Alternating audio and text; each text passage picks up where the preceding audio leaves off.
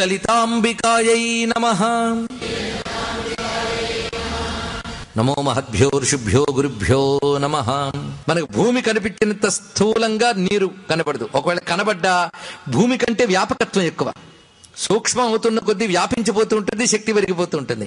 కనుక భూమి మట్టి ముద్దను కానీ ఇలా వేస్తే అలా పడి ఉంటుంది. అక్కడ నీరు చూడండి మరి కొంచెం స్ప్రెడ్ అవుతుంది. భూమిని పట్టినంత తేలిగ్గా నీరుని పట్టలేరు మీరు.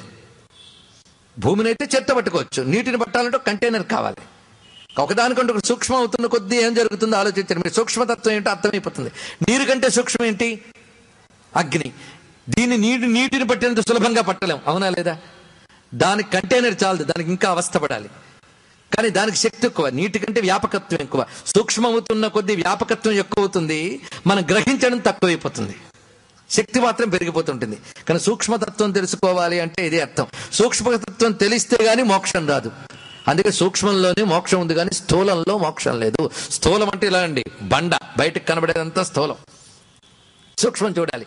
ఈ శరీరం స్థూలమే కదా, కానీ దీన్ని నడిపేటువంటి చైతన్యం ఉంది, అది అత్యంత సూక్ష్మం. అది పట్టుకోవడం మహా కష్టం. ఆ సూక్ష్మమే సుకుమారం, అదే చాలా సెన్సిటివ్. ఆ సూక్ష్మమైన కేవల చైతన్యమే లలిత. ఇది తెలుసుకోండి. సూక్ష్మమైనది లలిత, స్థూలమైనది నేను అనుకోవడం బండ. అదొకటి. సూక్ష్మమైనది నేను అనుకుంటే లలితా జ్ఞానం, స్థూలమైనది నేను అనుకుంటే దేహ జ్ఞానం, అజ్ఞానం. అది ఇప్పుడు సూక్ష్మం ఎక్కడి దాకా వచ్చా? అగ్ని దాకా వచ్చాం కదా. అగ్ని కంటే సూక్ష్మం ఏదన్నా వాయువు. మీరే ఆలోచించండి, సులభంగా తెలిసిపోతుంది బ్రహ్మతత్వం. ఈ వాయువు అగ్ని కంటే ఎక్కువ వ్యాపకత్వం దీనికి ఉన్నది. ఎక్కడికైనా అగ్ని కంటే తొందరగా వ్యాపించగలదు, కానీ అగ్ని కంటే పట్టుకోవడం మహా కష్టం. అగ్నిని కనీస కంటితోనైనా చూడగలం, వాయువుని అది కూడా చేయలేం కదా, ఇంకా సూక్ష్మమైపోయింది కదా. కానీ వాయువు కనబడలేదని లేదనగలరా? కనీసం స్పర్శనే తెలిసింది దానికి. వాయువు కంటే సూక్ష్మం ఏంటి? ఆకాశం.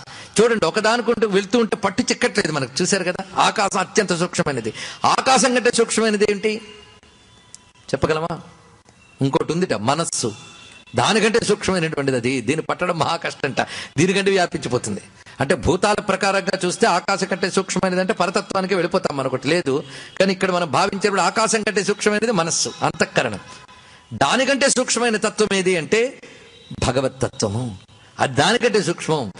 ఇవే పట్టు చెక్కలేదంటే అది ఇంకా పట్టు చెక్కది. దానికంటే సూక్ష్మమైనది మరొకటి లేదు. సా కాష్ఠా సా పరాగతి ఆకాశవత్ సర్వగత సుసూక్ష్మ. ఉపనిషత్తు మాట ఉంది, సుసూక్ష్మ, అత్యంత సూక్ష్మమైనది. నీకు బోధించడానికి యాతన పడ్డారు ఋషులు. ఏమిటి? నీకు సూక్ష్మం అంటే తెలియదు కనుక నీకు పరిచయం ఉన్న దాంట్లో సూక్ష్మమేదో తీసుకున్నారు. ఏంటి? ఆకాశం. ఆకాశం చూడండి, అంతా ఉంది, మీలో ఉంది, నాలో ఉంది, అన్నిట్లో ఉంది. కానీ చూపించగలరు ఆకాశాన్ని? చూపించలేం. కానీ ఉంది కదా. ఆకాశం ఉంటేనే ఈ లోపల ఇన్ని ఉన్నాయి. ఆకాశమే అనగా ఒకడు ఉండడానికి అవకాశం ఇచ్చేది ఆకాశం.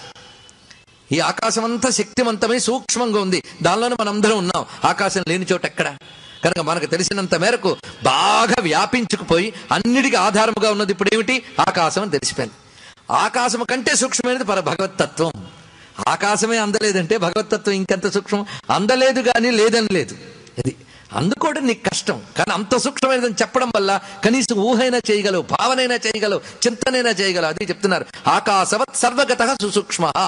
ఆకాశం ఎంత సూక్ష్మమో అంత వ్యాపకం, అందరిలో ఉంది, అన్నిటా ఉంది.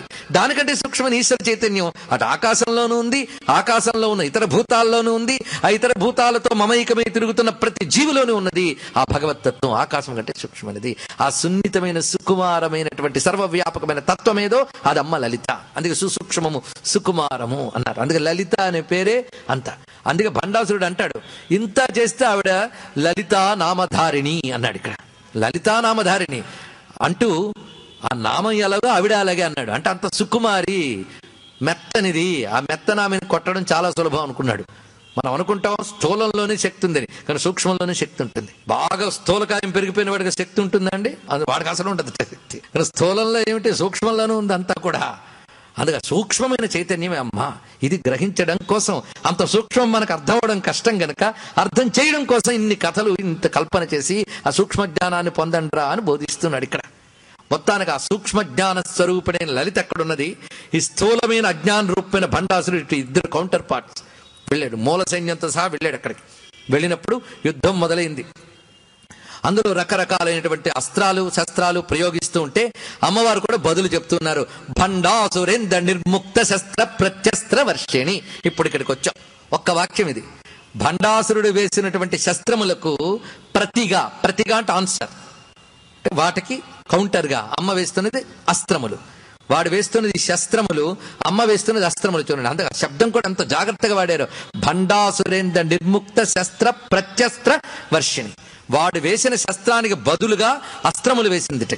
ఇక్కడ ఇప్పుడు చెప్పుకోబోతున్నవన్నీ అమ్మ వేసిన ఒక్కొక్క అస్త్రం మనకు కావాల్సిందే. ఇక్కడ అమ్మవారు సర్వ విద్యాధిదేవత పరాశక్తి కదా. ఈ పరాశక్తి యొక్క అనుగ్రహంతోనే, శక్తులతోనే ప్రపంచమంతా నడుస్తోంది. మనం కూడా దేన్నైనా సాధించాలి అంటే అమ్మ ఇచ్చిన శక్తితోనే సాధించాలి. అందుకు మన అమ్మని శరణు వేడి ఆ శక్తిని తెచ్చుకోవాలి. అమ్మ ఇస్తుంది తప్పకుండా ఇక్కడ. అలాగా అమ్మ ఇప్పుడు ఆ దుష్టత్వాన్ని రూపుమాపడం కోసం తన నుంచి ఒక్కొక్క అస్త్రాన్ని వేస్తున్నది. ఆ అస్త్రములు ఇప్పుడు మనకి ఉపాసింపదగిన దేవతలు. ఇక్కడ మొత్తం 10 రకాల శస్త్రాలు వాడు వేస్తాడు. 10 రకాల ప్రత్యస్త్రాలు అమ్మ వేస్తోంది. ఇవేమిటో జాగ్రత్తగా తెచ్చుకుందాం. అసలు ఈ ఘట్టంలో వచ్చే ప్రత్యస్త్రాలు మన కోసం కావాలి. అమ్మవారి యుద్ధం అంటే ఏమిటో కాదు, మన అమ్మని ఆరాధిస్తూ ఉండగా అమ్మ కృప మనలోకి ప్రసరించి క్రమంగా మనలో ఉన్నటువంటి అవిద్యారూపమైనటువంటి దుష్టత్వాన్ని ఒక్కొక్కటి కొట్టుకుంటూ వెళ్ళడమే ఇందులో క్రమంగా అసుర సంహారం అంతా కూడా. ఇవాళ మొత్తం కొట్టేసింది అమ్మ, కొట్టబోతోంది అంటే మన ధన్యులమైపోతున్నాయి ఇవాళ. ఈ ప్రత్యస్త్రాలు చూడండి, అస్త్రమని దేన్ని అంటారు, శస్త్రమని దేన్ని అంటారు కూడా మనకు తెలియాలి. శస్త్రములు అంటే కేవలం భౌతికంగా వాడే ఆయుధములు. అది బాణములు కావచ్చు, కత్తులు కఠార్లు కావచ్చు, భౌతికంగా అవతల వాళ్ళని దెబ్బతీయడానికి పనికొచ్చే ఆయుధములన్నీ శస్త్రములు. ఇవి ప్రయోగించాలంటే దానికి ఒక నైపుణ్యం తెలియాలి, దానికో విద్య తెలియాలి. ఇది శస్త్ర విద్య అంటారు. ఇక అస్త్రము అంటే మంత్రము ద్వారా ప్రయోగించేటువంటి ఆయుధములు అస్త్ర విద్యలని చెప్పబడతాయి. ఇవి దృశ్యాయుధాలు, ఇది శబ్దాయుధాలు. అవి అందులో కేవలం మంత్రం మాత్రమే ఉంటుంది. అయితే అస్త్ర విద్య అనేటువంటిది ద్వాపర యుగాంతంలో కృష్ణ పరమాత్మ తన పాదాన్ని భూమిపై నుంచి తీసిన వెంటనే అంతరించిపోయింది అస్త్ర విద్య అని అంటారు. యుద్ధాల్లో అస్త్ర విద్యలు అంతరించిపోయాయి. ఎందుకంటే అస్త్ర విద్యలు ఉండాలి అంటే తపశ్శక్తి సంపన్నులైనటువంటి యోగ్య పురుషులు ఉండాలి. కలియుగం ప్రవేశించిన దగ్గర నుంచి తపస్సులు తగ్గిపోతాయి. అయితే అదృష్టవశాత్తు కొన్ని దివ్య మంత్రములను ఉపాసించే వాళ్ళు ఉన్నారు. అవి వాళ్ళకి అస్త్రములుగా కాపాడతాయి, పర్వాలేదు. కానీ ఒక దుష్ట శక్తుల మీద సమూహంలో వెయ్యగలిగేటువంటి అస్త్ర విద్యలు మాత్రం క్రమంగా అంతరించాయని చెప్పాలి. ఎవరికి వాళ్ళు సాధన చేసుకుని అస్త్రాల దగ్గర చేసుకునేటువంటి శక్తి ఇప్పటికీ సానుకూలంగా ఉన్నాయి, కొన్ని చోట్ల లేక కాదు. కొంతమంది మహాత్ములు కేవలం ఆ మంత్ర విద్యలతోనే ఎన్నో సాధిస్తున్నారు. వాళ్ళ చేతిలో అస్త్రాలు. కనుక ప్రతి మంత్రము ఒక అస్త్రము, అది వాడిని రక్షిస్తుంది తప్పకుండా. అయితే లోకక్షేమం కోసం వాడగలిగితే అది ఇంకా దివ్యాస్త్రం అవుతూ ఉంటుంది. అందుకు అటువంటి తపశ్శక్తి సంపన్నులైనటువంటి మహాత్ములు మనకు అర్జునుడు గాని, ధర్మరాజు గాని, ఆ కాలం వరకు ఉత్తమ క్షత్రజాతి అంతా కూడా అటువంటి తపస్సంపన్నులు, అలాంటి యోగ్యులు. అటువంటి వాళ్ళకి అస్త్ర విద్యలు శోభిస్తాయి. కలియుగం ప్రవేశించక అస్త్ర విద్యలు పోయాయి. కానీ ఇక్కడ మనకు చెప్తున్నటువంటిది శస్త్ర అస్త్ర అని చెప్పడంలో ఏంటంటే అసురుడు వేసేవని శస్త్రములే, అమ్మ వేస్తున్నవని అస్త్రములు. అస్త్రములు అంటే మంత్రములు. ఒక్కొక్క వేస్తున్న ఒక్కొక్క అస్త్రము ఒక్కొక్క మంత్రం అనమాట. మంత్రము అనగానే మనం ముందు నుంచి చెప్తున్న డెఫినేషన్స్ గుర్తుపెట్టుకోండి. దేవత అంటే మంత్ర చైతన్యమే దేవత అని చెప్పుకున్నాం. కనుక ఒక్కొక్క మంత్రం అంటే ఒక్కొక్క దేవత. అది కనుక ఇప్పుడు మళ్ళీ అస్త్ర రూపంలో దేవతలు వస్తున్నారు. వీళ్ళు ఎక్కడి నుంచి వస్తున్నారు? అమ్మ ప్రయోగిస్తున్నటువంటి ధనుస్సు నుంచి వస్తున్నారట. ధనుస్సు గుర్తు తెచ్చుకోండి, ఏంటి? చెరకు విల్లు.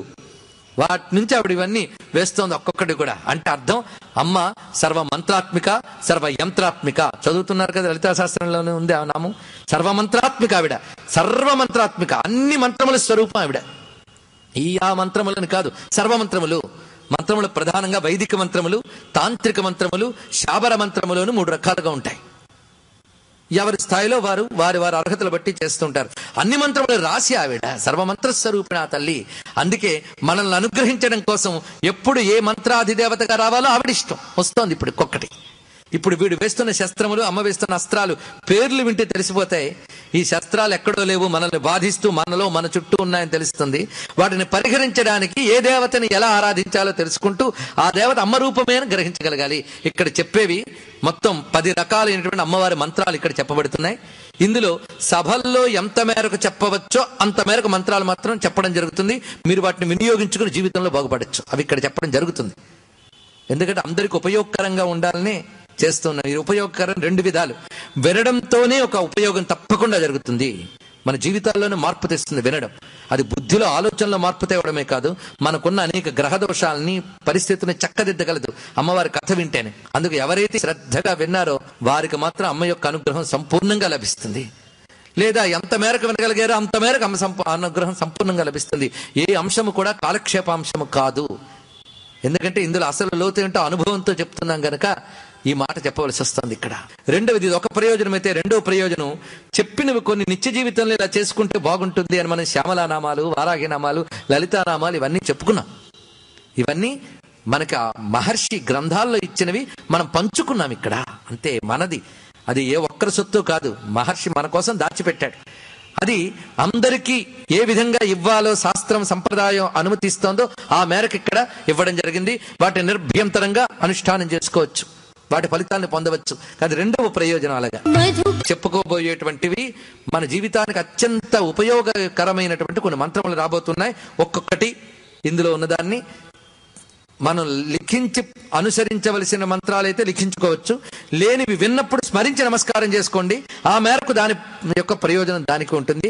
మొత్తానికి వినేటప్పుడు మాత్రం ఆ ప్రయోగిస్తున్న లలితాంబని ధ్యానించుకోండి చాలు. అన్ని మంత్రముల రూపిణ లలితాంబ అని శ్రీమాత్రే నమః, శ్రీ లలితాంబికాయే నమః నమస్కారం చేసుకుని వాళ్ళు వేస్తున్న శస్త్రములు, ముందు వాడు వేసినది అంధతామిశ్రకం అనేటటువంటి ఒక శస్త్రాన్ని వేశాడు. దానికి అమ్మవారు ఇప్పుడు జవాబు వేయబోతున్నారు. అంధతామిశ్రకం అంటే అంత ఏమీ కనిపించకుండా చీకటి అలుముకుపోయిందిట ఆ అస్త్రంతో. అది తొలగించడం కోసం అమ్మవారు ఒక అద్భుతమైనటువంటి అస్త్రాన్ని వేస్తున్నారు. అదేమిటంటే మహాతరణ్యస్త్రము. మహాతరణి, తరణి అంటే సూర్య భగవానుడు అని అర్థం. మహాతరణి అంటే మహా ఆదిత్యుట్ట. ఏంటి ఆదిత్యుల్లో మహాదిత్యుడు ఉన్నాడా అంటే, మనం చూస్తున్న ఆదిత్య మండలము మన కంటికి కనబడుతూ ఒకటి ఉన్నది, కానీ ఇలాంటి ఆదిత్య మండలాలు ఎన్నున్నాయో మనకు తెలియదు. ఇన్ని ఆదిత్య మండలాలకి మూలమైన తేజస్సు అమ్మవారు ఇక్కడ. అందుకు సర్వాదిత్య మండలములకు మూలమైన తల్లి. అందుకే మిహిరద్వీప నగరి అన్నారు కదా శంకర భగవత్పాదుల వారు. అవిద్యానామంతస్తిమిర మిహిరద్వీప నగరి జడానాం చైతన్య స్తబక మకరంద శృతి జరి అని చెప్పారు కదా. అందులో మిహిరద్వీప నగరి అనడంలో అనేక సూర్యమండలాన్ని పురుడించగలిగినటువంటి అద్భుతమైన మూల చైతన్యం ఆవిడ. అమ్మ కొన్ని కోట్ల సూర్యమండలాలు పెట్టండి, ఆవిడ చైతన్యం అటువంటిది. అంతేకాదు ఇక్కడ తెలుసుకోవాల్సింది మార్తాండ భైరవారాధ్య మంత్రిని న్యస్త రాజ్యధూ అని మనం అంటున్నాం కదా. మార్తాండ భైరవారాధ్య.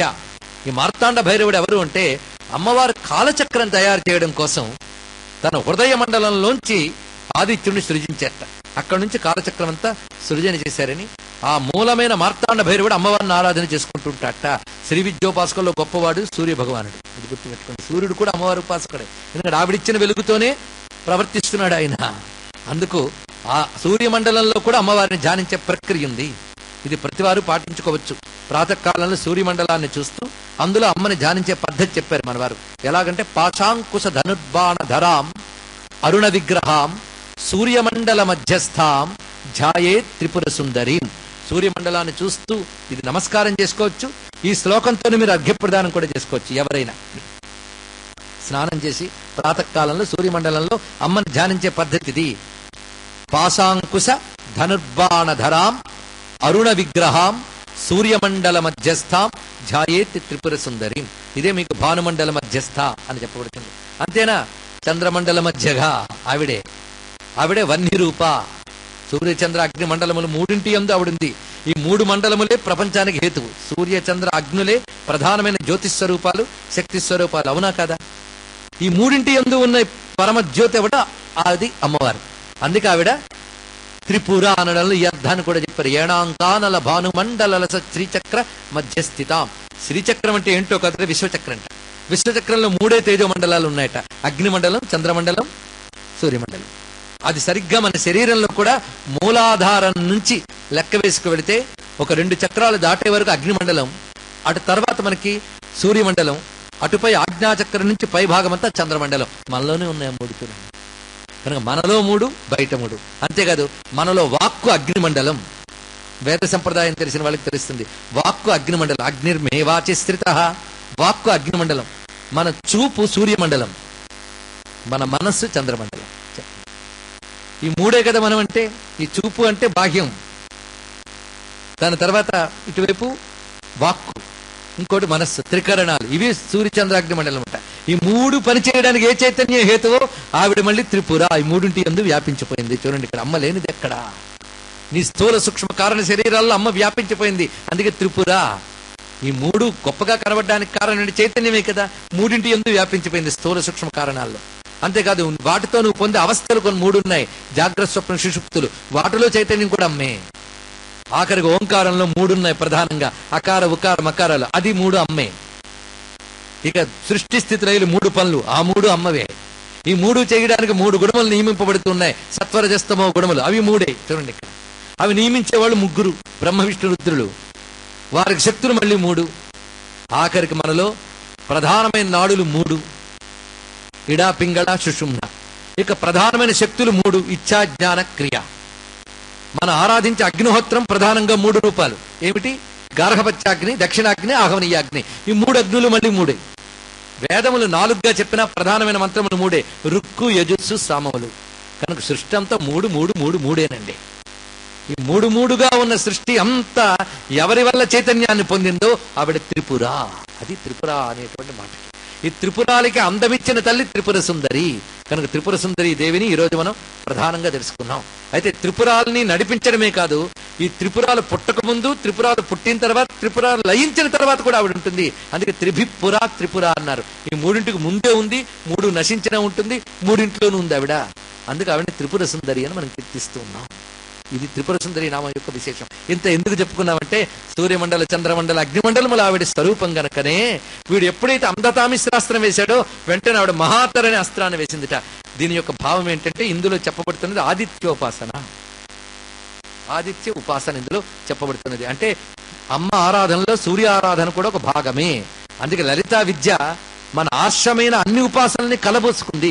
అంతేగాని ఇందులో ఉంటున్నప్పుడు ఇంకో దేవతను పూజించవద్దు, ఇలాంటి పిచ్చి మాటలు లేవు ఇక్కడ. అందుకే శ్రీ విద్యలో లేని మంత్రం లేదు. సర్వదేవతలు ఉన్నారు ఇందులో. నారాయణ మంత్రాలు ఉన్నాయి, శివమంత్రములు ఉన్నాయి, శక్తి మంత్రములు ఉన్నాయి, సూర్య మంత్రములు ఉన్నాయి, గణపతి మంత్రాలు ఉన్నాయి, సుబ్రహ్మణ్య మంత్రాలు ఉన్నాయి, అన్నీ ఉన్నాయి. కానీ అన్నిటి సమన్వయించడానికి పనికొచ్చే విద్య గనకనే శంకర భగవత్పాదుల వారు షణ్మత స్థాపనకి దీన్ని ఆధారంగా తీసుకున్నారు. ఇది కూడా ఆలోచించవలసిందే. మనం ఇక్కడ అన్ని దేవతలు ఉంటారు మీకు. అందుకే అమ్మ ఆరాధనలో మనకి ఈ దేవత గొప్ప, ఆ దేవత తక్కువ అనేది లేదు. సర్వదేవతాత్మిక అమ్మ అనే భావన మనకు కనబడుతున్నది. అందుకే ఆదిత్యోపాసన ఇక్కడ చెప్పారు. ఇక్కడ సూర్య మంత్రము అమ్మ విద్యలో ఉంది గనక ప్రస్తావన ఇక్కడ చెప్పబడింది సూర్య మంత్రము. మరి మాకు సూర్య మంత్రం ఏంటి అంటే ఆదిత్య ఉదయం చక్కగా చేసుకోవచ్చు. అదేవిధంగా ఇక్కడ చక్కటి సూర్యోపాసన పద్ధతి చెప్పాం. ఏమని? సూర్యమండలంలో అమ్మని భావించి ఆరాధన చేయండి. ఆరోగ్యము, ఆయుష్ అన్ని కూడా తప్పకుండా లభిస్తాయి. ఇది మొదటిది. రెండవది పాషండాస్త్రం వేశాడు వాడు. పాషండ శస్త్రం అందాం. పాషండ శస్త్రాన్ని ప్రయోగించాడు.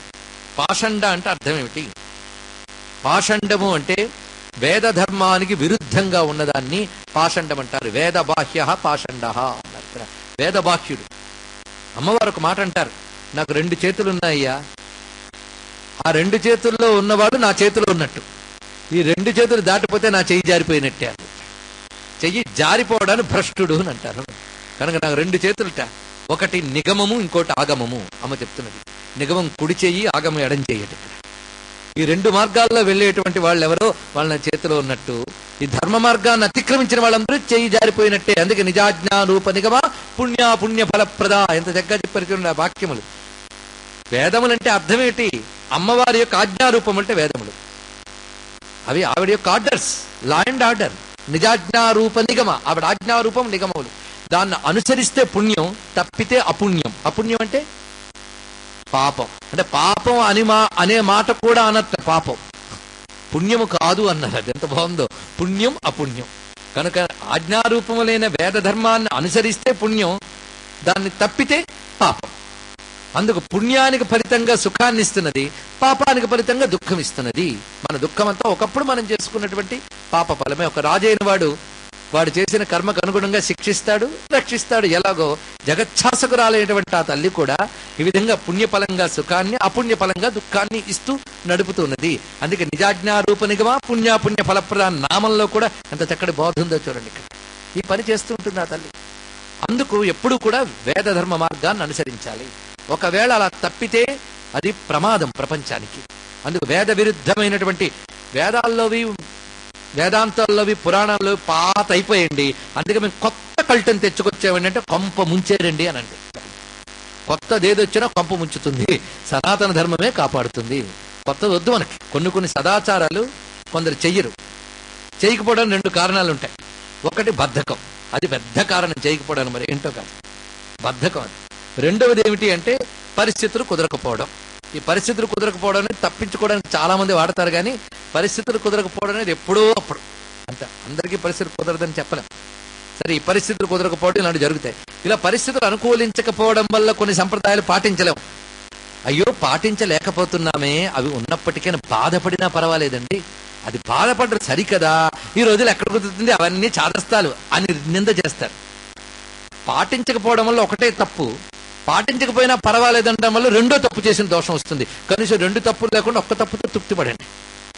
అంతేగాని చేసే వాళ్ళని ఏసడించద్దు. పోగొట్టుకునేవి చాలా పోగొట్టుకున్నాం, మిగిలినవే చాలా పెద్ద మిగిలిపోయేమో అని భ్రాంతిలో ఉన్నాం మనం. మొత్తానికి పాషండం అంటే వేదవాక్య ధర్మభాక్యమైన ప్రవృత్తి. ఆ మనలో ఉన్న అవిద్యగాడు ఈ పాషండ శస్త్రాన్ని బయటకు తీస్తూ ఉంటాడు. అప్పుడు అమ్మను ఒక్కసారి స్మరిస్తే ఆవిడకు అద్భుతమైనటువంటి అస్త్రాన్ని వేస్తుంది. అస్త్రాన్ని మనం ఇక్కడ ఆహ్వానం చేద్దాం. అది గాయత్రి అస్త్రాన్ని వేసింది అమ్మ ఇక్కడ. గాయత్రి, గాయత్రి అంటే వేదమాత. వేదమాత అయినటువంటి గాయత్రీదేవి ఒక్కసారిగా ఆవిర్భవించి ఈ పాషండ ధర్మాన్ని కొట్టిందిట. కనుకనే ఈ పాషండ ధర్మం కొట్టాలి అంటే ప్రతి వారు కూడా గాయత్రి అనుష్ఠానం చేయాలి. అనగానే సంప్రదాయమా అసంప్రదాయం అని ప్రశ్న చాలా మందికి వస్తుంది. సంప్రదాయం తప్ప మరొకటి చెప్పను, చాదస్తం అనుకున్నా. అంటే గాయత్రి అంటే ఏమిటి, ఇది కొంచెం చెప్పాలి కదా. గాయత్రి అంటే ఏమిటో మళ్ళీ లలితా సహస్రనామాల్లో ఉన్నాయి. గాయత్రి వ్యాహృతి సంధ్య, అక్కడే ఎవరు గాయత్రీదేవిని ఆరాధిస్తారో కూడా చెప్పారు. లలితాదేవినే గాయత్రిగా ఆరాధించేవారు మాత్రం ద్విజవృంద నిషేవిత. అయితే గాయత్రి అంటే ఏమిటి, ఇక్కడ ఈరోజు ఈ వేద సంప్రదాయ మార్గాన్ని బాగా పరిశీలించక నాకు అనిపించిన ఒక సత్యాన్ని చెప్తున్నాను. ఇది ఎంతవరకు శాస్త్ర సమ్మతమో మహాత్ములు అనుగ్రహించి చెప్పుదురుగాక. శాస్త్ర సమ్మతమే అని పెద్దల వల్ల అనిపించుకున్నాకే ఇక్కడ చెప్తున్నాక. ఏమిటంటే గాయత్రి అంటే తెలుసుకోవాల్సింది అది సంధ్యలయందు జపించబడే మంత్రము గాయత్రి ప్రధానంగా. అది కూడా మన వేదాది శాస్త్రోక్తములైనటువంటి మంత్రములు సంధ్యాకాలంలో జపిస్తే అది జపించేవాడికి ఆ మంత్రము గాయత్రి అవుతుంది. కనుక సంధ్యాకాలాల్లో మీకు ఉపదేశింపబడ్డ ఏ మంత్రము జపించినా అది గాయత్రి అవుతుంది. ఏ మంత్రము అంటే అది శాస్త్ర సమ్మతమై ఉండాలి. అదే కొత్త కొత్త మంత్రాలు, కొత్త కొత్త దేవుళ్ళు ఈ రోజుల్లో వస్తున్నారు. అవన్నీ పట్టుకుని నేను చేస్తున్నాడు కుదరదు, మంత్రమే కాదు అది. వాడు మంత్రం అని డిసైడ్ చేయాలంటే ఎవరండి డిసైడ్ చేయగలడు?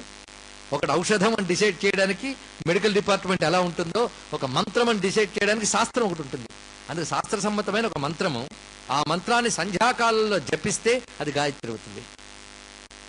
ఎందుకు గాయత్రి అని అంటే గయాంత్రాయితే ఇది గాయత్రి, ప్రాణశక్తిని రక్షించేది గాయత్రి. అంటే cosmic life energy. Cosmic energy ప్రతి వారికి కావాలి కదా. అందుకు ఆ వేద సమ్మతంగా వచ్చిన ఏ దేవతానామైనా గాయత్రియే. ఎందుకంటే వేద సమ్మతమైన శివ, విష్ణు, రామ, కృష్ణ ఇవన్నీ వేద సమ్మతమైన దేవతలు. త్రయీవేద్యం హృద్యం, వేదం ద్వారా ప్రతిపాదింపబడే వాళ్ళే దేవతలు. వేద దేవ, చూడండి, వేద మంత్రం ద్వారా ప్రతిపాదింపబడినటువంటి ఏ దేవతా నామమైనా, ఏ దేవతా మంత్రమైనా గురూపదేశం ఉంటే మంత్రము, గురూపదేశం లేకపోతే నామం. ఆ నామాన్ని సంధ్యాకాలంలో నిష్ఠగా సూర్యమండలమునందు ఆ దేవతని భావన చేస్తూ జపిస్తే అది వారికి గాయత్రి అవుతుంది. కానీ గాయత్రి అంటే కేవలం ఇప్పుడు మనం అనుకునేటువంటి 24 అక్షరాలు 3 పాదముల మంత్రం మాత్రమే కాదు. అదేంటండి అంటే సదసి నప్రకాశయేత్, మంత్రాన్ని సదస్సు సభల్లో చెప్పరాదు, కాగితాల్లో రాయకూడదు అని చెప్పారు. కనుక సభల్లో చెప్పట్లేదు. తత్సత్ అన్ను మొదలవుతున్నటువంటిది ఏదుందో ఆ మంత్రం మాత్రమే గాయత్రి కాదు. కనుకనే గాయత్రి అనగా వేద సమ్మతమైన ఏ మంత్రమైనా మన సంధ్యాకాలంలో ఉపాసిస్తే గాయత్రి. అయితే ఉపనయన సంస్కారమైన వాడికి మాత్రము ఆ సమయంలో బ్రహ్మోపదేశముగా తరతరాల నుంచి ఉపదేశింపబడ్డ మంత్రాన్ని తండ్రి పుత్రుడికి ఉపదేశిస్తాడు. అది వాడికి ప్రధాన గాయత్రి. వాడు ఏది చేసినా ఇది చెయ్యనిది వాడికి చేసే అర్హత లేదు. ఇది చేసి వాడు రామకృష్ణ అనుకోవాలి. ఇది వదిలితే వాడికి లాభం లేదు. కనుక వాడికి మాత్రం అది గాయత్రి.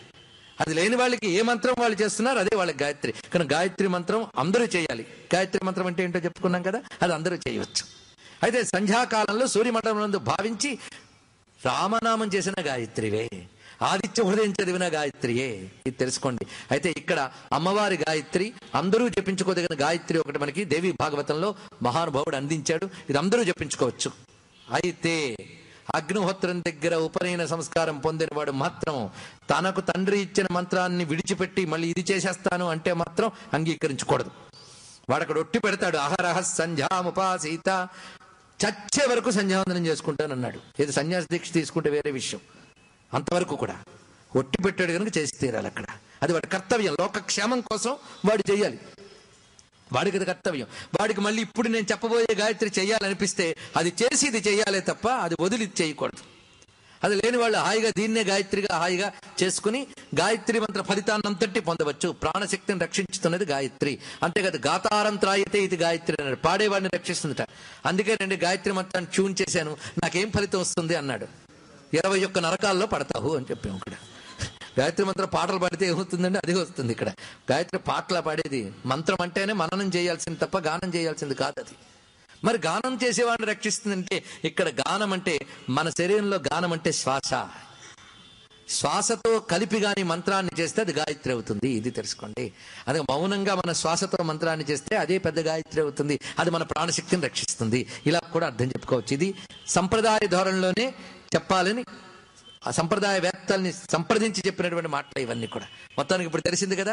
కనుక అందరూ కూడా సంధ్యాకాలానికల్లా స్నానం చేసి ఆ సూర్యమండలమునందు మన ఇష్టదైవాన్ని భావన చేసి ఉపదేశ మంత్రాన్ని చేసుకోండి. ఉపదేశం లేకపోతే ఆ దేవతా నామాన్ని చేసుకోండి. శివాయ నమః, రామాయ నమః, కృష్ణాయ నమః, లలితాయ నమః, శ్రీమాత్రే నమః. మీకు కావాలంటే కోట్లు ఉన్నాయి, హాయిగా చేసుకోవచ్చు. ఇప్పుడు ఒక మంత్రం చెప్తున్నాం, అందరం చేసుకోవచ్చు, అందరికీ పనికొచ్చేది. అమ్మ దేవీ భాగవతంలో వ్యాసుని నోట పలికించండి. దేవీ భాగవతంలో మొట్టమొదటి చెప్తున్నది ఇది 24 అక్షరాలు 3 పాదములు, అచ్చంగా గాయత్రి చైతన్యం. పైగా మీకు అర్థమవుతుంది ఇది. పైగా దీనిలో స్వరలోపం వచ్చినా ప్రమాదం ఏం లేదు, స్వరం లేదు దీనికి. కేవలం అక్షర ఉచ్చారణ తప్పు లేకుండా చేసుకోండి. చాలా సులభమైన మంత్రం. సర్వ చైతన్య రూపాం తాం ఆద్యాం విద్యాంచ ధీమహి బుద్ధిం యానః ప్రచోదయాత్. ఇదే భావం మొత్తం కావలసింది. సర్వ చైతన్య రూపాం తాం ఆద్యాం విద్యాంచ ధీమహి బుద్ధిం యానః ప్రచోదయాత్. ఈ గాయత్రిని మనం చేసుకుంటే మనలో ఈ పాషండ భావాలు, అధార్మిక భావాలు నశిస్తాయి. ఆ తర్వాత మంత్రం వాడు వేసినది అంధాస్త్రం అనే ఒక రాక్షస శస్త్రాన్ని ప్రయోగించాడు వాడు.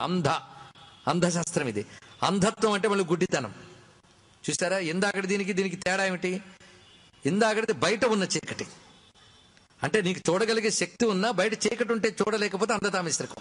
ఇప్పుడు బయట వెలుగుంది కానీ చూడలేని గుడ్డితనం నీకున్నది కనుక ఇక్కడ అంధాస్త్రం అంటే గుడ్డితనం. ఇంతకు ముందు చీకటితనం, ఇప్పుడు గుడ్డితనం. ఇది పోగొట్టడానికి అమ్మవారికి అద్భుతమైనటువంటి విద్యను వేస్తున్నారు. ఇది సూర్య విద్య, కానీ ఈ విద్య పేరు మారుతోంది. చక్షుష్మతి విద్య అంటారు దీన్ని. చక్షుష్మతి, ఈ చక్షుష్మతి విద్యని అమ్మవారు ప్రయోగించారు. దీనితో గుడ్డితనం పోయింది మొత్తం కూడా. ఇది కూడా 10 మందికి పనికొచ్చేటప్పుడు దివ్య స్వరూపాన్ని చూపిస్తున్నారు ఇక్కడ. ఈ నేత్ర దోషాలు ఏవైనా ఉంటే పోయే మంత్రం ఒకటి ఉంది మనకి, దాన్ని చక్షుష్మతి మంత్రము అంటారు. అది అందరూ జపించదగ్గ రీతిలో ఉన్నటువంటి విషయాన్ని ఇక్కడ చెప్తున్నాం. చక్షుస్తేజోమయం పుష్ప కందుకం బిభ్రతింకరై రౌప్య సింహాసనారూఢాం దేవీం చక్షుష్మతీం భజే. ఇది చక్షుష్మతి మంత్రం. ఇది గాని జపించితే కంటికి సంబంధించిన దోషాలు పోతాయని పెద్దవాళ్ళు చెప్తారు. దాని యొక్క అనుభవం కూడా కనిపిస్తుంది. కొద్ది కాలం క్రితం చెన్నై నగరంలో ఒక ఆయనకి కంటి ఆపరేషన్ చేశారు. ఆపరేషన్లో ఏ లోపం జరిగిందో గానీ కన్ను కదలడం మానేసింది. అతను వెంటనే ఆందోళన పడుతూ ఫోన్ చేస్తే శాస్త్రం చెప్పిన ఈ సహాయంతో ఈ శ్లోకం అతనికి ఫోన్లో చెప్పడం జరిగింది. ఈ శ్లోకాన్ని అతను పఠించాడు. చిత్రం ఏంటంటే 2 రోజుల్లో కన్ను తనంత తానే తిరిగి హాయిగా ఉన్నాడు. అతను జరిగిన విషయం ఇది. కనుక మనం చేయగలగాలి కానీ తప్పకుండా ఫలిస్తాయి. కనుక ఈ దివ్యమైన చక్షుష్ మంత్రం చక్షు తేజోమయం పుష్ప కందుకం బిభ్రతీం కరై రౌప్య సింహాసనారూఢాం దేవీం చక్షుష్మతీం భజే. చక్షుష్మతి దేవి ఎలా ఉంటుందో వర్ణిస్తున్నారు. ఈ వర్ణన అందరూ ధ్యానిద్దాం. ఇప్పుడు ఎలా ఉంటుందంటే ఆవిడ వెండి సింహాసనం మీద కూర్చుంటుందట. చేతిలో ఒక పూల బంతి పట్టుకుందట, మరొక చేతిలో పువ్వు పట్టుకుందటండి. ఈ 2 పట్టుకుని కూర్చుంది ఆవిడ. ఇందులో ఉన్న భావం చూడండి ఎంత అందంగా ఉన్నదో. వెండి సింహాసనం మీద కూర్చుందిట, పైగా చేతిలో పువ్వు బంతి ఉన్నాయి. దీని అర్థం ఏంటి? పువ్వు అంటే వికసించడం, బంతి అంటే గుండ్రంగా ఉండేటటువంటి లక్షణం, తిరగలదు. అది కంటికి ఉండవలసిన 2 లక్షణాలు ఇవి చూడండి. ఒకటి వికసించే లక్షణం, ముడుచుకుపోకుండా వికసించగలగడం. 2 ఎటైనా అటు ఇటు తిరిగి చూడగలిగే లక్షణం. అందుకే 2 లక్షణములే 2 ఆయుధములుగా. ప్రతి దేవతాతత్వంలో ఆయుధాలు ఇలాగే ఉంటాయండి. ఆ దేవత ఏ భావాన్ని చూపిస్తుందో ఆ భావానికి తగ్గ పరికరాలే అక్కడ ఆయుధాలుగా ఉంటాయి. ఇది మనం తెలుసుకోవాలి. పైగా వెండి సింహాసనం అంటే ఇది ఎక్కడ ఉంటుందంటే ఈ తల్లి మనకి ఈ కంటి యందు మధ్య భాగంలో సన్నటి తెల్లనిది ఒకటి బిందువులా ఉంటుంది, అందులో ఉంటుంది ఈ దేవత, చక్షుష్మతి దేవత.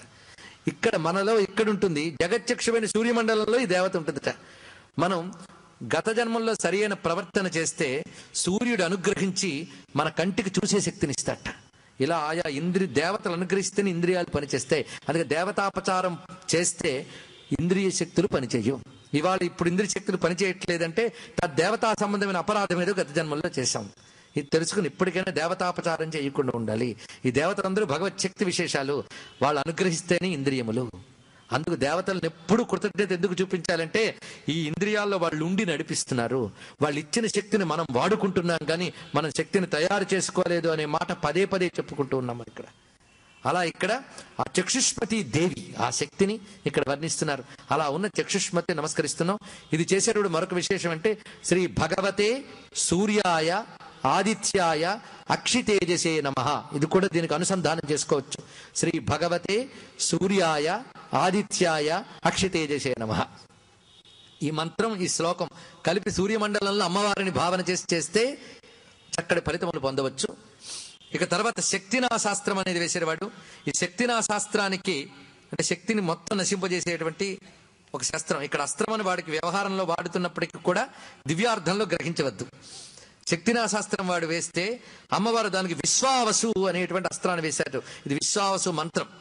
కానీ ఇక్కడ ఆ మంత్రం బీజాక్షర సహితంగా వేదమయంగా ఉంటుంది కనుక సభలో నమస్కారం చేసుకుండా విశ్వామిసు మంత్రానికి. ఇక అంతకాస్త్రం, అంతకము అంటే మృత్యువుని తెచ్చేటువంటిది. ఆ అస్త్రం వేస్తే అమ్మవారు దానికి బదులుగా వేసింది మహామృత్యుంజయ అస్త్రం. ఇది మృత్యుంజయ మంత్రస్వరూపమే. అయితే మృత్యుంజయ మంత్రం ఏమిటి అందరికీ తెలిసినట్టే ఉంటుంది, కానీ ఉపదేశం లేకుండా పద్ధతి లేకుండా మృత్యుంజయ మంత్రం చెయ్యరాదు. అయితే ఎందరో చేయొచ్చు ఎంత నేను ఒక్కడి చెప్తే మాకెందుకండి అని నేను ఒక్కడిని చెప్పలేదు. అనేక శాస్త్రములు చెప్పిన మాట నేను చెప్పాను. మంత్రానికి మర్యాదలు ఉంటాయి. మృత్యుంజయ మంత్రం ఇక్కడ చెప్పుకుంటున్నాం, ప్రతివారు చేసుకోవచ్చు. శ్రీ అమృతేశ్వరాయ నమశివాయ, ఇంత చాలు. శ్రీ అమృతేశ్వరాయ నమశివాయ దీని భావన చేయవచ్చు. అది అందుకు ఆ మృత్యుంజయ అస్త్రం అమ్మ యొక్క స్వరూపమే. దాని తర్వాత సర్వాస్త్ర స్మృతినాశనాస్త్రం వేసేట. అంటే ఎంత మేధస్సు ఉన్నప్పటికీ సరైన సమయంలో గుర్తు రాకపోతే ఏమవుతుందండి? అన్నిటికంటే గొప్పది స్మృతి, స్మరణ ఉండాలి. ఎన్ని చదువు ఎన్ని చెయ్యు మిగలవలసింది స్మరణే కదా. నీ స్మరణలో ఉన్నదే విద్య. గాని నేను చదివానండి ఒకప్పుడు, ఏమిటది పుస్తకం చూసి చెప్తానండి, ఇంకేం లాభం ఉంది? స్మరణ స్ఫురణ ఈ రెండే విద్య యొక్క అసలు స్వరూపాలు. స్మరణలో ఉండాలి, స్ఫురణలో ఉండాలి. ఆ రెండూ లేకుండా ఉండేటువంటి దుష్టశక్తి ఏదైతే ఉన్నదో దాన్ని ప్రయోగించేటవాడు. దానికి అమ్మ తిప్పు కొడుతోంది. ధారణాస్త్రం అనేది వేస్తుంది. ఈ ధారణ కూడాను వైదిక మంత్రం. ఇది ధారణ అనేది సరస్వతి రూపాల్లో ఒకటి. ఆ తల్లిని భావించుకుంది ధారణాదేవి, ఆ జగదంబ, ఆవిడికి నమస్కారం. తర్వాత భయాస్త్రం వాడు వేసింది భయం. ఇది చాలా ప్రమాదహేతు అండి. సృష్టిలో అన్నిటికంటే ప్రమాదకరం భయం. చూడండి, అందుకే దివ్య గుణాల్లో అభయం మొదటి గుణంగా చెప్తారు. అభయం సత్వ సంశుద్ధి అని. అందుకే ప్రధానికి భయపడుతున్నాడంటే అజ్ఞానండి, అంతే కదా. జ్ఞానం ఉంటే భయం ఉండదు. కనుకనే భయం చాలా ప్రమాదహేతు. ఒక మహానుభావుడు అంటున్నాడు, వరద కంటే ముందు భయం పెనువరదలాగా వచ్చింది అన్నాడు ఆయన. అక్కడ వరద ఏం ముంచుతుందో కానీ భయం ముందు ముంచేసిందిట. కానీ భయం చాలా ప్రమాదహేతు. ఇక్కడ ప్రధానికి భయంతో కొందరు ముందుకు వెళ్ళలేరు. చూడండి, అన్నిటికీ భయమే. కనుక భయం చాలా దుర్గుణం. అది పోవాలి అంటే అమ్మ ఏం వేస్తుంది చూడండి, ఐంద్రాస్త్రం అనేది వేస్తుంది. ఇక్కడ మనకి ఇంద్రాణీ దేవనకు తల్లిని చెప్పబడుతున్నది. ఆ ఇంద్రం, ఇంద్రశక్తి సామాన్యం కాదండి. మన ఏవో ఇంద్రుడు అనగానే చిన్న చిన్న కథల్లో పరిమితం అయిపోతాం, కానీ ఇంద్రశక్తి చాలా గొప్పది. అది భయాలను కూడా భయపట్టగలిగేటువంటి, అందుకే మహద్భయం వజ్రముద్యతం అనే మంత్రం కూడా చెప్పబడుతున్నది. ఇంద్రుణ్ణి తలంచుకున్నా, ఇంద్రాణీ దేవిని తలంచుకున్నా చాలా గొప్ప విషయం. ఇంద్రాణీ శక్తే ప్రచండ చండి చిన్నమస్త అనే భావంతో కావ్యకంఠ గణపతిని కీర్తించారు. ఇక్కడ ఆ ఇంద్రి అయినటువంటి తల్లిని తలంచుకుంటే ఐరావతంపై ఆరుఢై అయినటువంటి ఐంద్రదేవిని తలంచుకుందాం. ఐంద్రాస్త్రాన్ని ప్రయోగించింది ఆ తల్లి. తర్వాతది మహారోగాస్త్రం అనే దాన్ని వేసేటవాడు. ఈ మహారోగాస్త్రం వెయ్యగానే ఈ అస్త్రం నుంచి బోల్డ్ జబ్బులు పుట్టేయండి. పేరుకి మహారోగం ఒక పేరు, కానీ దాని నుంచి రకరకాల రోగాలు వచ్చాట. అందులో రాజయక్ష్మ ఇత్యాది చాలా చాలా రోగాలు వచ్చాయి. అలాంటి భయంకరమైన రోగాలన్నీ ఆక్రమించుకుంటూ ఉంటే అమ్మవారు వీటన్నిటి కలిపి ఒక అస్త్రం వేసిందిట. అది నామత్రయాస్త్రం. నామత్రయాస్త్రం ఇది ప్రతివారు సులభంగా చేసుకోవచ్చు. ఈ సర్వకాల సర్వావస్థల్లో చేసుకోవచ్చు. ఎందుకంటే జబ్బు వచ్చిన తర్వాత మడిగా కూర్చుని చేసుకుంటామని కుదరదు. అసలు వచ్చిన తర్వాత కాదు, రాకుండా రోజు చేసుకోండి, సర్వకాల సర్వావస్థల్లో చేసుకోండి. అంత గొప్పది. అసలు ప్రహ్లాదుడికి విషం కలిపిన అన్నం పెట్టేసేట చంపడం కోసం.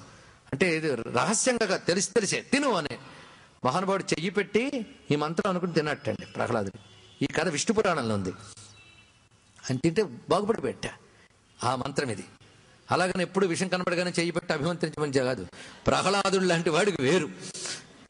అందుకే కొందరికి ఫలిస్తే కొందరికి ఫలించవు అంటే వాళ్ళ సాధనలో ఉన్న శ్రద్ధ బట్టి ఉంటుంది. శ్రద్ధ యొక్క తీరు బట్టి ఫలాల్లో తేడా ఉంటుంది. కొందరు అకుంఠితమైన శ్రద్ధ ఉంటుంది, వాళ్ళకి వెంటనే కనబడుతుంది. కొందరు శ్రద్ధ 10 మంది చెప్పారు కనుక మరి గతి లేదు కనుక చేస్తారు, ఫలితం కూడా అలాగే ఉంటుంటుంది. కానీ శ్రద్ధ రావడం మహా కష్టం అండి. ఇవన్నీ సత్యములే అని అకంఠితమైన భావనతో చేస్తే వేరే విషయం. అందుకే ముందు శ్రద్ధం మన అమ్మవారిని అడుగుదాం. శ్రద్ధ కూడా అమ్మ రూపమే. అందుకే శ్రద్ధాసూక్తాలు ఉన్నాయి. శ్రద్ధ అంటే శాస్త్రవాక్యములు ఎందు విశ్వాసం అనే మాట మనం అనేక మార్లు చెప్పుకున్నాం కదా, గుర్తు తెచ్చుకోండి. ఇప్పుడు ఈ నామత్రయాస్త్రం అందరికీ చెప్పడం జరుగుతుంది. అచ్యుత అనంత గోవింద, ఇది నామత్రయాస్త్రం. ఎప్పుడు అనుకోవచ్చు అచ్యుత అనంత గోవింద. శ్రీ అచ్యుతాయ నమః, శ్రీ అనంతాయ నమః, శ్రీ గోవిందాయ నమః, ఇలా విడిగా కూడా చెప్పుకోవచ్చు. శ్రీ అచ్యుతాయ నమః, శ్రీ అనంతాయ నమః, శ్రీ గోవిందాయ నమః. సమస్త దుస్తర వ్యాధి సంఘధ్వంస పటీయసే అచ్యుతానంత గోవింద నామ్నే ధామ్నే నమో నమః అని చెప్తారు. ఎంత దివ్యమైన మంత్రం ఇది, చేయగలగాలి. అసలు ఈ నామాన్ని భావించి ఆనందించి చేయండి, ఇంకా బాగుంటుంది. అచ్యుతుడు, అనంతుడు, గోవిందుడు. విష్ణువు యొక్క గొప్పతనం అంతా 3 నామాలు ఉన్నాయి. అర్థం చెప్పడం వ్యాఖ్యానిస్తే మళ్ళీ విష్ణువు నన్ను వదలడు గనక నా ఆవేశాన్ని అణచుకుంటూ నామాలు మాత్రమే చెప్తున్నాను. అయితే విష్ణు నామాలు కదా, అమ్మవారి దగ్గర అనొచ్చా? ఆ అజ్ఞానం ఏది అమ్మవారి దగ్గర ఉండదండి, గుర్తుపెట్టుకోండి. కానీ శివభక్తులైనా విష్ణు భక్తులైనా హాయిగా అనుకోవచ్చేవి. అందుకే శాశ్వత గుం శివం అచ్యుతం అని వేదమే చెప్పింది. ఇక్కడ శివం అచ్యుతం, శివుడు అచ్యుతుడు. అది అచ్యుతుడే శివుడు, శివుడే అచ్యుతుడు. అచ్యుతుడు అంటే జారనివాడు, ఎప్పుడు స్వస్థితిలో ఉండేవాడు, మనల్ని జారనివ్వడు అచ్యుతుడు. అనంతుడు తెలుస్తూనే ఉన్నది. ఇక గోవిందుడు మన ప్రాణములకు, వేదవాక్యములకు, కాంతి కిరణాలకు, భూమికి అన్నిటికీ రక్షకుడు అతడు. గోవిందుడు అనేవాడు రక్షణ శక్తిని తెలియజేస్తుంది కానీ గోవింద, అచ్యుత అనంత గోవింద, ఈ 3 నామముల మహాస్త్రాన్ని వేసింది అమ్మ. అదేవిధంగా మరొక నామత్రయాస్త్రం కూడా ఉన్నది, అది కూడా జత చేసుకోవచ్చు. బాలాంబికేశ వైద్యేశ భవరోగ హరేతిచ, ఇది వైద్యనాథ మంత్రంగా చెప్తారు. ఇది బాలాంబికేశాయ నమః, వైద్యేశాయ నమః, భవరోగ హరాయ నమః. దీన్ని నామత్రయ మంత్రం అంటారు. బాలాంబికేశ వైద్యేశ భవరోగ హరేతిచ జపే నామత్రయం నిత్యం మహారోగ నివారణం. ఇది నామత్రయ మంత్రంగా భావించవచ్చు. ఇది శివ సంబంధంగా ఉన్నాయి. బాలాంబికేశాయ నమః, వైద్యేశాయ నమః, భవరోగ హరాయ నమః. మొత్తం 6 వచ్చే మనకి సంతోషం. శివకేశవులు ఉభయులు కూడా ఈ విధంగా నామత్రయాస్త్రంతో వాడు రోగాస్త్రం మొత్తం నశించింది. దాని తర్వాత వేసింది ఆయుర్నాశనాస్త్రం వేసాడు వాడు. దానికి అమ్మవారు కొట్టింది కాల సంకర్షణి అనబడేటువంటి మహామంత్రం ఉంది. ఆ స్వరూపాన్ని చూపించింది. ఇది పూర్ణ వైదిక మంత్రం కనుక భావన ఇక్కడ భావన మాత్రమే చెప్పుకుని కాల సంకర్షణి దేవ్యై నమః అంతే నమస్కారం చేసుకుందాం. ఆ తర్వాత వేసినది మహాసురాస్త్రం. ఇక్కడ అసలు గొప్ప శక్తి రాబోతోందండి. మహా అసుర అస్త్రం ఇది. మహాసురాస్త్రం అంటే సర్వ రాక్షస శక్తుల్ని ఒక్కచోట కాన్సన్ట్రేట్ చేసుకోవటం.